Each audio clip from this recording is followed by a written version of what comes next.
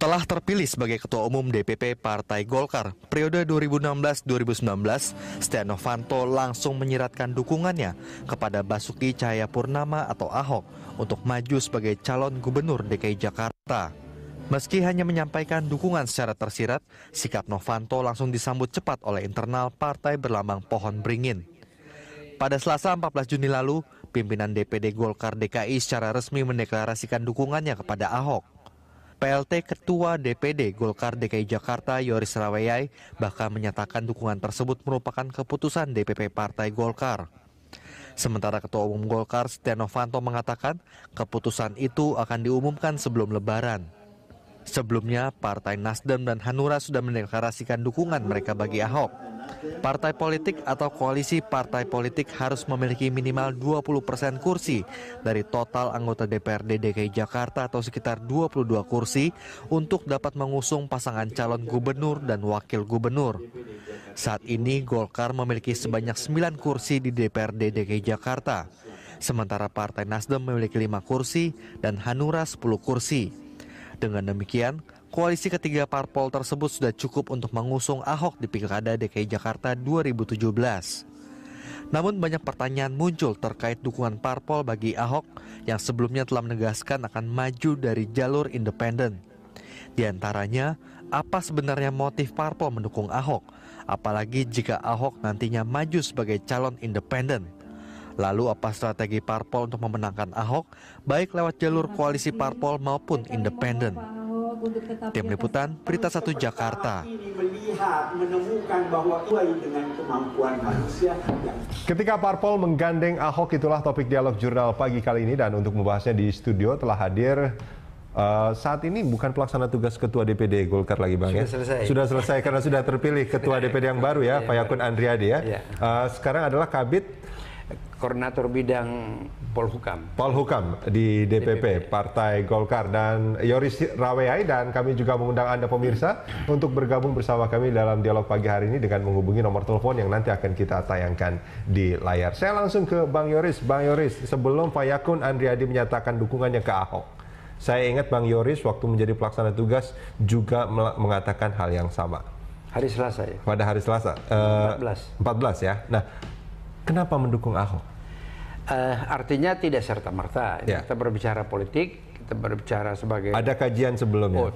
Pasti lama, dan komunikasi politik yang kita bangun terus, baik kepada Ahok, kemudian dengan secara internal dan eksternal kita lihat, apalagi Golkar sejak Rapimnas bulan Januari sampai dengan bulan Mei melakukan Munaslup, kita sudah kembali ke ideologi partai, yaitu menjadi pendukung pemerintah. Sehingga kita harus bersinergi. Pendukung pemerintah bukan berarti pendukung calon kepala daerah atau calon presiden untuk periode berikutnya, punya korelasi. Pasti, sebab ini kan bicara politik. Kita melihat bahwa ada visi daripada pemerintah sekarang, Jokowi JK, tentang nawacita, kemudian bagaimana beliau melakukan berbagai macam terobosan-terobosan dalam rangka memperbaiki bangsa ini ke depan. Kita bicara gubernur loh.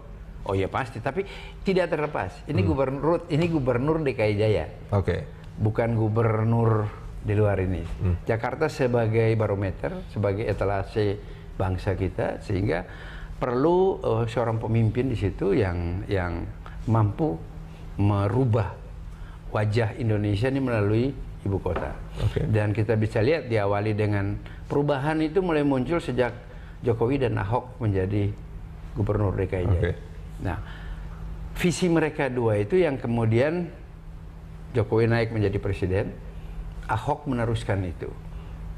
Nah, sekarang ini sedang berjalan, sehingga kami waktu itu komunikasi terus, dan kita lihat bahwa masyarakat sendiri, terutama generasi muda, pemilih pemula yang dalam tanda kutip membangun satu kekuatan baru karena mereka ini sudah termakan oleh satu stigma partai politik, sudah tidak percaya dan lain sebagainya. Ini akhirnya mereka stigma itu hasil survei itu, Bang?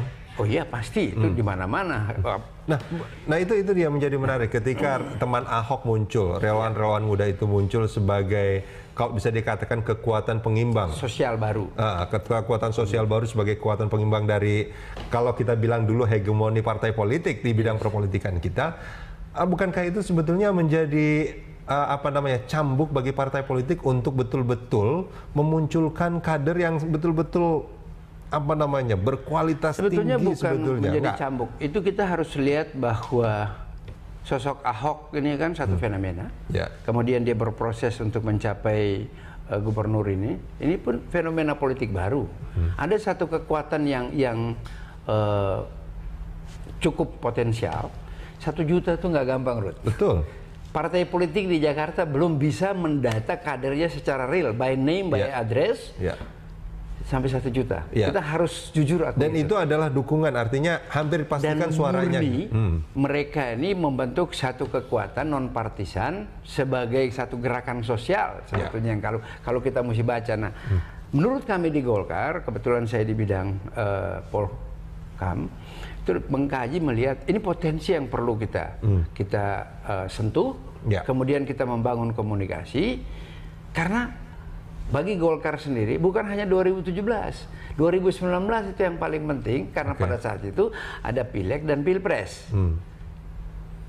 Jadi dukungan Ahok ini adalah bagian dari pemenangan Pilkada di 2017 dan Pilpres 2019. Oh ya, ini bicara strategi politik kan. Momentum nasional yang kita harus lakukan, kalender itu, ya kita harus mulai berbicara dari sekarang. Nah itulah sehingga kami mulai membangun komunikasi sama Ahok yang kebetulan juga tidak asing bagi kami. Beliau pernah di Golkar, memahami persis, jadi ada sinergitas di situ. Dan pernah di Golkar, ditinggalkan, terus ke Gerindra, ditinggalkan juga. Saya tidak mau masuk ke situ, tetapi yang penting bahwa tujuan visi kami mendukung Ahok itu sampai dibawa ke proses internal di DPP, dan kemudian menjadi kesimpulan setuju, kita memberikan dukungan. Nah, kita masuk kepada mekanisme internal organisasi. Itu harus mesti diusulkan oleh DKI, kemudian DKI akan menyampaikan ke DPP. Di DPP itu ada tim tentang pilkada, terdiri dari ketua umum tentunya, kemudian ada ketua harian, korbit Polkam, korbit kepartaian, dan organisasi. Dan hampir dipastikan sebetulnya usulan dari DPD ini tidak akan menjadi masalah di DPP. Tidak ada, karena sudah ada komunikasi. Dan waktu Pak Setia Novanto menjadi ketua umum, beliau dalam sambutan awal dan selalu beliau menyampaikan di kunjungan-kunjungan kerja ke daerah bahwa di era kepemimpinan beliau memberikan kewenangan politik itu kepada daerah. Jadi desentralisasi kewenangan itu, sehingga semua putusan-putusan itu diserahkan sepenuhnya kepada daerah. Tinggal SK-nya saja dikeluarkan. SK dikeluarkan, tim ini yang mengkaji. Nah, kita melihat apakah putusan daerah itu objektif atau ada subjektivitas. Hasilnya sampai saat ini gimana? Tidak ada masalah. Saya kemarin baru ketemu beliau. Beliau ini siapa? Fayakun Andriadi? Pak Setia Novanto. Harusnya ini hari kami rapat untuk memutuskan itu, tetapi karena beliau ke Pekanbaru. Bang Yoris, hari Rabu keluar. Pertanyaannya adalah, apakah memang tidak ada kritisi sekali terhadap sosok Ahok sehingga langsung didukung? Seolah-olah tidak ada hambatan atau enggak. Pasti ada dalam proses itu kan, kita berkomunikasi, mereka melihat tentang cara Ahok dan lain sebagainya kan. Memang ini kan soal cara saja, gaya, stylenya Ahok. Tetapi kita harus melihat secara objektif bahwa apa yang kebijakan beliau ini kan tidak ada yang salah. Satu perubahan. Di mana yang salah, coba saya tanya Anda kira-kira. Makanya karena saya kan yang bertanya nih Bang Yoris, apakah hasil dari pengkajian Golkar tidak ada kritisi sekali terhadap kebijakan Ahok yang dikeluarkan? Sekarang kita bisa lihat seperti begini, masalah banjir. Banjir ini bukan baru setahun, sejak dari Ali Sadikin sampai sekarang aja. Nah, pergantian gubernur ke gubernur kita bicara tentang banjir itu, tidak ada solusi, selalu solusi politik aja. Setiap ada banjir, datang lambang-lambang partai-partai politik, bawa makanan, datang menjamah masyarakat di situ untuk kepentingan politik, pragmatis sekali. Dan banjir tetap datang. Bang Yoris, ini kita angkat satu telepon dulu ya dari Tangerang. Ada Pak Andrianto. Selamat pagi Pak Andrianto. Selamat pagi Pak. Silakan Pak, ada Bang Yoris Rawea di studio ya. Selamat pagi Bang Yoris. Pagi. Sukses selalu buat Golkar ya Pak. Terima kasih, terima kasih. Sebelumnya saya juga terima kasih Pak buat dukung Ahok Pak, karena saya juga pendukung Ahok berat Pak. Loh, ya. Bapak di Tangerang nih, KTP-nya Tangerang nggak?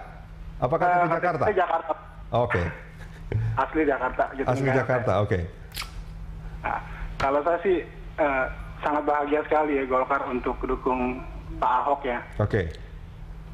Satu. Terus kedua, istilahnya, dan untuk yang pemimpinan sekarang Golkar ini, saya sangat senang juga dengan Pak Setia Novanto, terutama juga untuk Bang Yoris, untuk mendukung Golkar, mendampingi Pak Setia Novanto, juga untuk mendukung Pak Ahok. Okay. Karena saya pikir citra Golkar sekarang ini memang sekarang benar-benar diperbaiki banget sama Bang Yoris dan kawan-kawan, khususnya seperti suara rakyat adalah suara Golkar.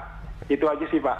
Oke, Pak Andrianto, ini Bapak berharap Golkar ini mendukung Ahok itu seperti apa? Apakah pokoknya Ahok maju secara independen tetap didukung, atau melalui partai politik juga pasti didukung, atau bagaimana?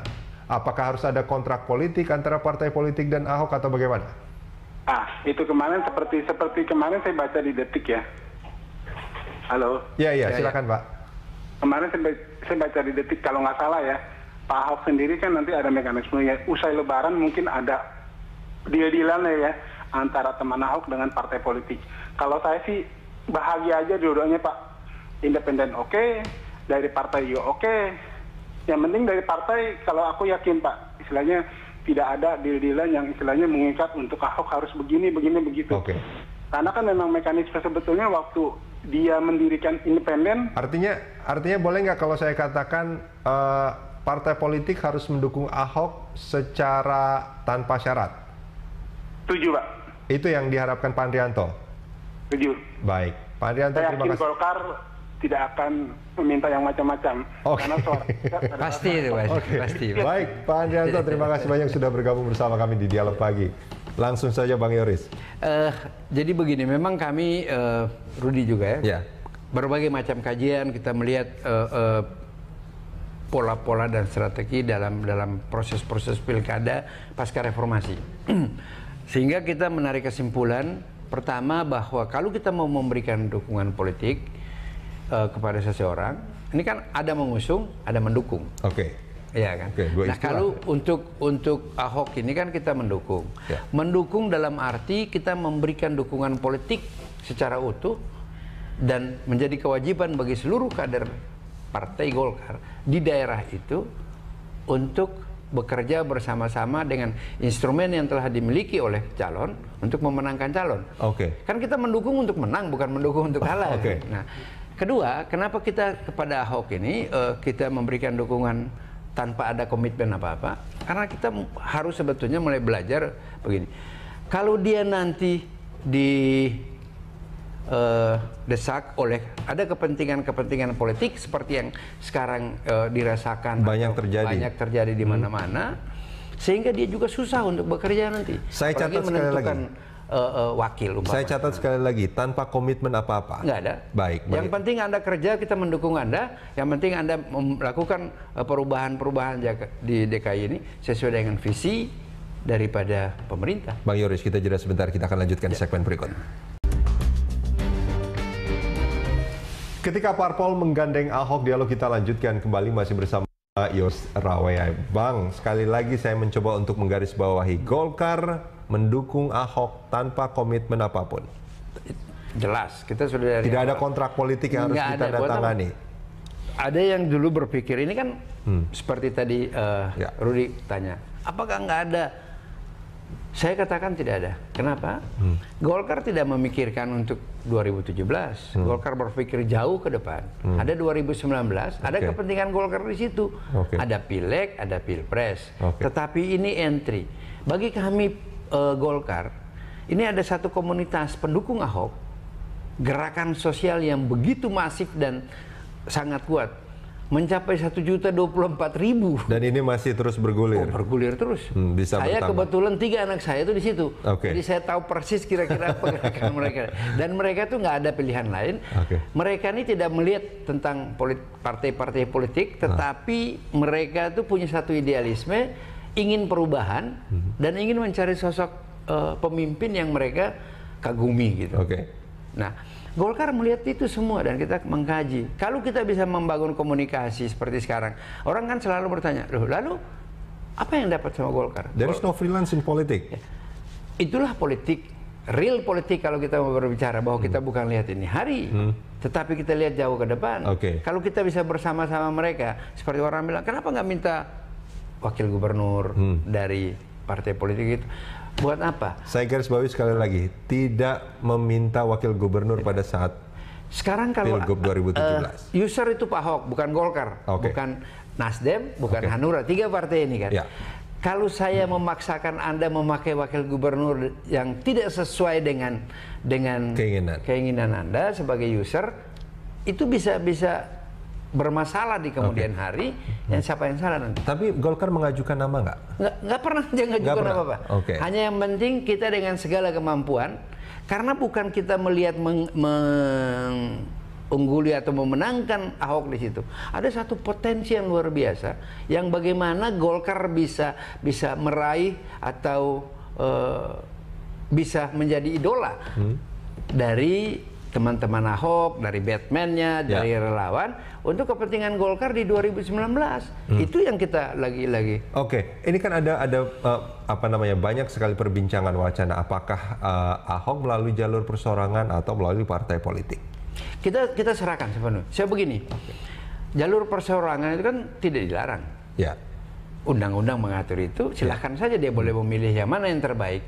Bagi kami itu yang penting bagaimana Ahok bisa menjadi gubernur. Melalui perseorangan pun silahkan, Golkar akan mendukung. Tetap. Di situ pun ada perbincangan internal yang tadi Anda tanyakan dari sebelum banyak. Kenapa harus begini? Ini kan gengsi politik, partai politik bagaimana, partai politik sebagai simbol demokrasi dan lain sebagainya, itu biasalah.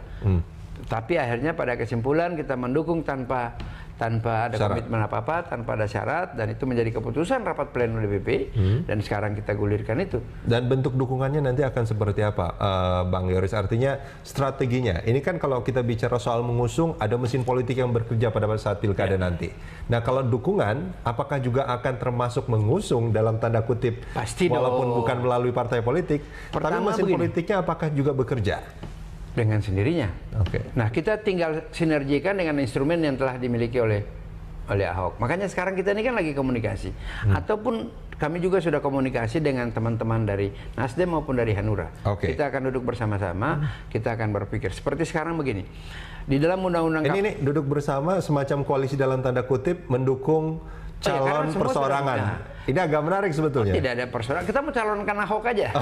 Kalau soal, jadi kita nanti kita mau berbagi tugas. Yang mana yang kira-kira dari teman-teman Ahok atau relawan ini dan Pak Ahok sendiri melihat bahwa tolong ini diadvokasi seperti sekarang begini, verifikasi faktual yang sekarang dalam tanda kutip masih menjadi perdebatan. Ya tentang apa? Nah, serahkan kepada kami yang akan berbicara tentang itu, kami akan melakukan komunikasi politik menyelesaikan persoalan itu. Kedua, instrumen yang kita miliki ini, kita sinergikan dengan instrumen yang sudah dimiliki sama Ahok. Seperti tadi saya tanyakan. Saya kebetulan, selain di Golkar, saya ini Ketua Umum Konfederasi Serikat Pekerja Seluruh Indonesia yang paling besar. Kekuatan Serikat Pekerja Indonesia yang ada di DKI Jaya pun sudah kami lakukan itu jauh-jauh hari. Jadi ini tinggal kita sinergi dan kita sudah... Tapi kalau pekerja ini demonya banyak banget loh di Jakarta loh, Bang Yoris. Demo itu kan ekspresi aja. Yang demo di Jakarta ini kebanyakan bukan pekerja Jakarta. Tapi karena dia sebagai ibu kota, semua tuntutan biasa. Tetapi kami mendukung itu. Kami mendukung beliau. Mungkin dan mendukung upah minimum supaya dinaikkan loh. Dan itu adalah kebijakan gubernur.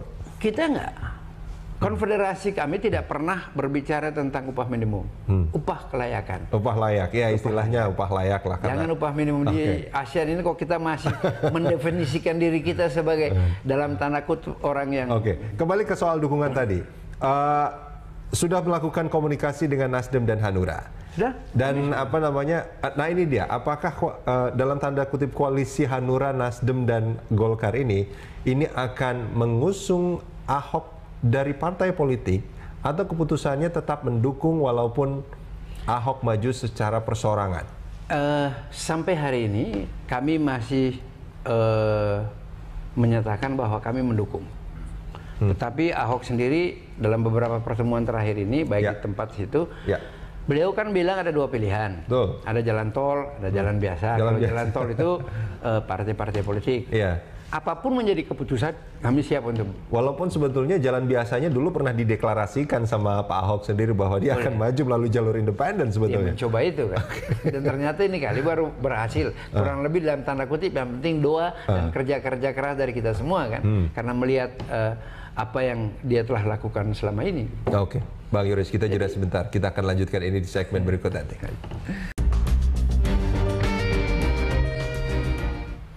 Ketika parpol menggandeng Ahok, dialog kita lanjutkan kembali masih bersama Yoris Raweai dari Golkar. Namun sebelumnya kita terima satu telepon dulu, Bang Yoris. Dari Wonosobo ada Pak Toto. Selamat pagi, Pak Toto.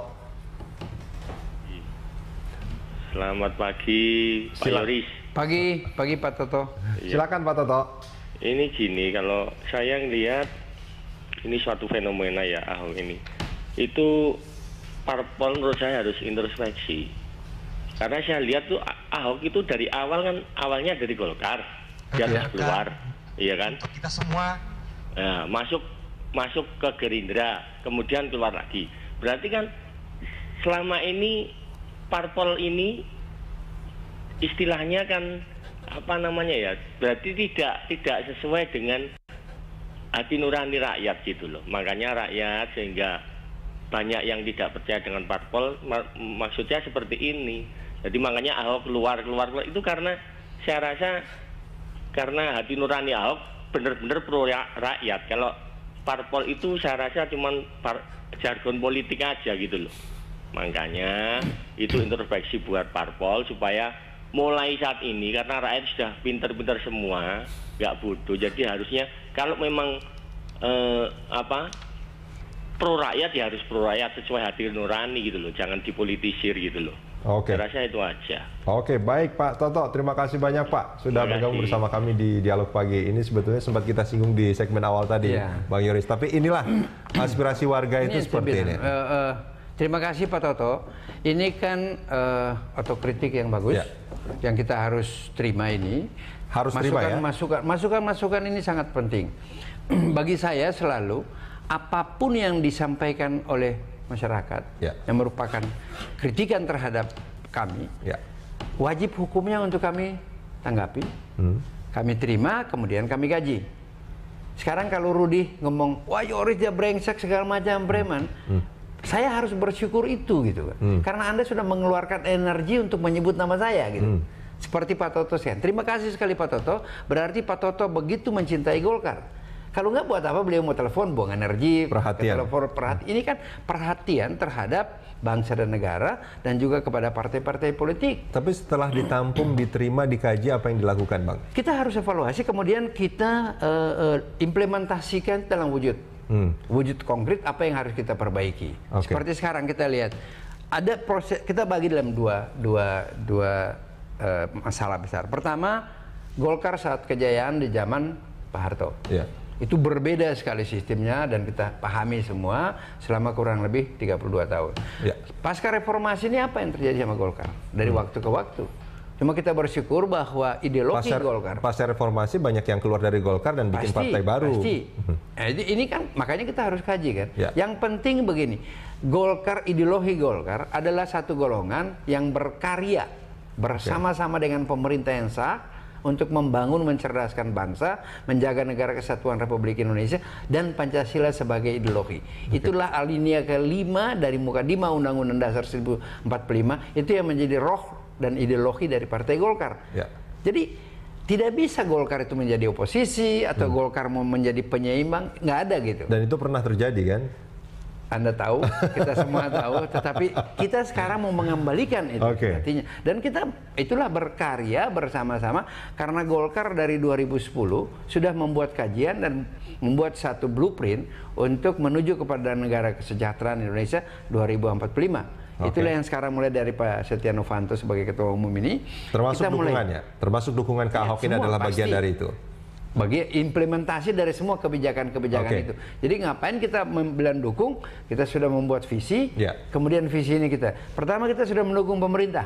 Ini menjadi komitmen bersama. Semua kebijakan pemerintah yang bagus, kalau yang kurang bagus, kita melakukan otokritik melalui satu konsep, bukan teriak-teriak di jalan gitu kan, atau ngomong di media gitu. Ya, mendukung pemerintah yang sah itu memang sudah menjadi ideologinya Golkar. Ya, pasti. Tapi mendukung calon pemimpin dengan sendirinya, itu juga termasuk seperti itu. Sekarang begini, kita melihat kinerja Ahok. Di mana coba Anda katakan nama saya yang kurang? Saya nggak tahu.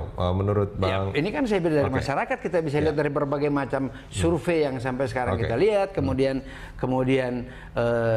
Ahok ini kan beliau bersama-sama dengan Pak Jokowi yang membawa satu visi kebangsaan ke depan melalui nawacitanya.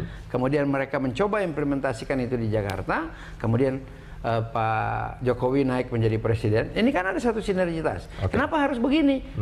Jakarta ini ibu kota negara, barometer bagi bangsa. Orang kalau datang ke Jakarta jangan supaya ke depan ini jangan bicara Indonesia, Bali. Indonesia itu Jakarta sebagai barometer. Bagaimana kita wujudkan Jakarta menjadi satu etalase bangsa Indonesia? Mari kita mulai kerja bersama-sama dengan pemerintah tentunya. Artinya kalau misalkan Golkar, Hanura dan Nasdem melihat bahwa memang kinerja Ahok ini baik dan langsung mendukung, kalau ada partai politik yang tidak mendukung dan bahkan kayaknya ogah-ogahan, kayaknya biasa itu ya. Demokrasi kan itu biasa, kita lihat aja. Tapi kan gini Bang Yoris, apa yang disampaikan oleh Pak Toto itu sebetulnya ada dua hal yang boleh kalau kita ambil kesimpulan. Yang pertama, partai politik memang salah, yang pertama, atau partai politik benar tapi caranya salah, makanya diterimanya menjadi salah oleh masyarakat. Ini kan proses saya bilang kan. Kenapa sampai ada teman Ahok? Yaitu sebagai simbol perlawanan. Jadi ada satu stigmatisasi yang sudah muncul dari berbagai macam persoalan dengan tentang, dan itu tidak salah, artinya persepsi masyarakat tidak salah. Ini era demokrasi, era perubahan yang kita harus, kalau mau partai politik mau dicintai oleh rakyat, maka dia harus terbuka. Dia harus transparan, dia harus demokratis, dan harus ada trust di situ. Itulah Golkar mencoba. Yang dilakukan saat ini. Saat sekarang kita membuka aja. Anda lihat kemarin di Munaslup. Begitu terbuka. Terbuka kepada siapa? ke media. Kami mencoba Golkar ke depan untuk bisa menjadi satu kekuatan politik yang dimiliki oleh rakyat. Maka semua kebijakan-kebijakan kami setransparansi mungkin. Kita buka kepada media. Anda lihat kemarin di Munaslup kita, di Musda kemarin, pers kita memberikan ruang seluas-luasnya. Sehingga ada persepsi baru yang lahir tentang Golkar. Kalau Golkar mau meraih kejayaan atau kembali bangkit di era-era yang akan datang. Hanya melalui itu, nggak bisa kita ngoceh cuma Golkar paling hebat, Golkar penuh dengan romantisme masa lalu. Sementara di satu sisi stigma masyarakat, terutama generasi baru, generasi yang sekarang ini kita bisa, ini fenomena baru loh, Ruth. Dengan relawan sosial yang 1 juta lebih dan akan bertambah terus memilih Ahok, ini harus menjadi perhatian khusus bagi partai politik menurut saya bahwa ini ada apa.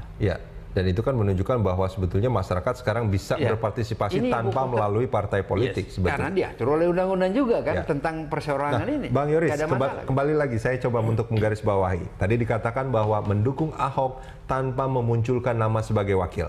Buat apa? Tanpa komitmen apapun. Pokoknya komitmen kita ada, dia harus menang. Dia harus menang. Itu aja kan? Dan bekerja untuk Jakarta. Untuk itu, Dan dukungan ini termasuk juga pada proses pilgub nanti, mesin politik juga akan bekerja untuk mendukung. Dengan sendirinya. Karena kita mendukung dia bukan perorangan, bukan Setia Novanto, bukan Yoris Raweai, tapi Partai Golkar yang dimotori oleh Golkar Provinsi Daerah Khusus Ibu Kota Jakarta. Bang Yoris, terima kasih banyak sudah bergabung bersama kami di Dialog Pagi. Terima kasih. Semoga sukses.